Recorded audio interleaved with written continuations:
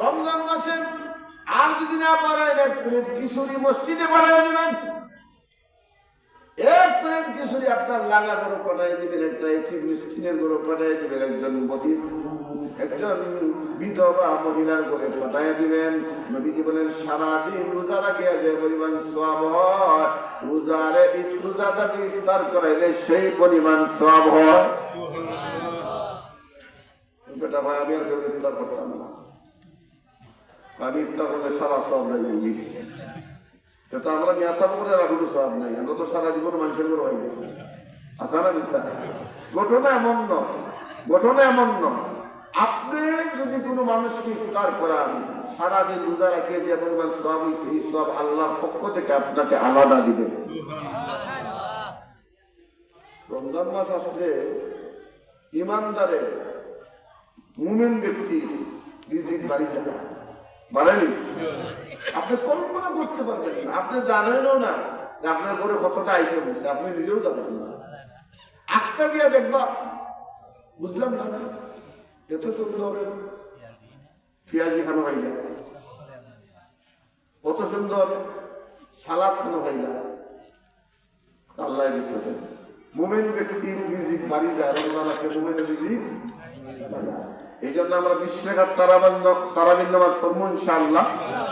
না 8 রাকাত, এটা তো খানের ওয়াজিব নাই। আলহামদুলিল্লাহ, আল্লাহ বাসাইছে আসলে নাই, আলহামদুলিল্লাহ হোক। আমার কেরামের গ্রামে থাকার কথা না। 20 রাকাত তারাবির নামাজ ধর্ম, তাহাজ্জুদের সময় উঠবো তো সব, সারা বছর তো উঠতাম পারি না, 20 রাকাত উঠতাম পারবো তো? আপনারা আমার লোকের কথা দিতে পারবেন যে এবার রমজান একটা দিন তাহাজ্জুদ ছাড়তাম না, খেতে পারবা বুঝিয়া হঠাৎ দেখো, বুঝিয়া হঠাৎ দেখো ঘুম তো উঠতে পারিনি বা বুঝিয়ে খাইতে তো কত করে 4 রাকাত 2 রাকাত নামাজ পড়ে দিবেন, হঠাৎ 2 রাকাত উঠতাম, 2 রাকাত নামাজ পড়ে দিবেন এরকম ছিল বুঝিয়া। অন্তরে নিয়ত করিলে তারা পড়তা না, সেই খাওয়ার সময় উঠতে না।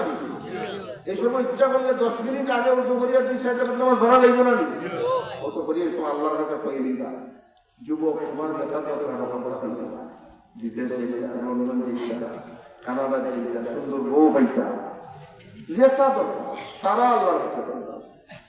মুরব্বী আপনার যেটা দরকার আপনিও কইবা, মহিলা আপনার যেটা দরকার আপনিও কইবা। কার কাছে কইবা? লইলে হোক, কার কাছে কইবা? আমি তো বুঝি আজকে কথা কইতে পারতাম না, আমার অবস্থা এত খারাপ। আল্লাহ তাআলা তৌফিক দিয়েছেন, এলোমেলো কিছু কথা আমি কইছি। এই জন্য আমরা দোয়া করব কার কাছে? আল্লাহর কাছে। চাইবো কার কাছে? আল্লাহর কাছে। আল্লাহ ওয়াদা দিয়েছেন তার কাছে দোয়া করলে তান কবুল করবা। বিশ্বাস আছে কি আপনার? আল্লাহ যে কবুল করবে বিশ্বাস আছে কি? বিশ্বাস যদি থাকে, ইয়াকিন যদি থাকে, যারা বিশ্বাস করবে ওরা কবুল হইব। আল্লাহ আমরা তো আল্লাহ কবুল করবে না, কেন তোমার তো আল্লাহ কবুল করতে না? তুমি গুনাহগার। আল্লাহ বলেছেন এই লাকি মুসলমান হলো, আল্লাহ বলেন তুমি খুব নাফরমান বেশি করে গেছো না, জিনা করছো হতো, সুদ খাই দিছো হতো, ঘুষ খাই দিছো নাই, হিসামাতি দিছো, ওটাও তো গুনাহ না। আল্লাহ বলেন তুমি গুনাহ করেছো, আমিও জানি তোমার গুনাহ করো, তবে তুমি যত গুনাহ করো না কেন আমার রহমত থেকে বেশি গুনাহ করছো না। যত গুনাহ করো না কেন আমার রহমত, আমার দয়া, আমার মায়া, আমার ভালোবাসা থেকে বেশি গুনাহ করছো না। সুতরাং তুমি যা গুনাহ করেছো তার থেকে আমার কাছে রহমত আরো বেশি, দয়া আরো বেশি। তুমি আমার কাছে চাও, চোখের পানি ছাড়ো, কান্দো, চোখের পানি ছেড়ে দাও, ওলি হয়ে দিবা, ওলি হয়ে দিবা। যদি চোখের পানি ছাড়তে পারেন, একটা আমল যদি করতে পারেন, চোখের পানি ছাড়া শিখতে পারেন, কান্না শিখতে পারেন, কান্না করা যদি শিখতে পারেন, আল্লাহর কসম করে বললাম জিন্দেগির কোনো সমস্যা থাকবে না।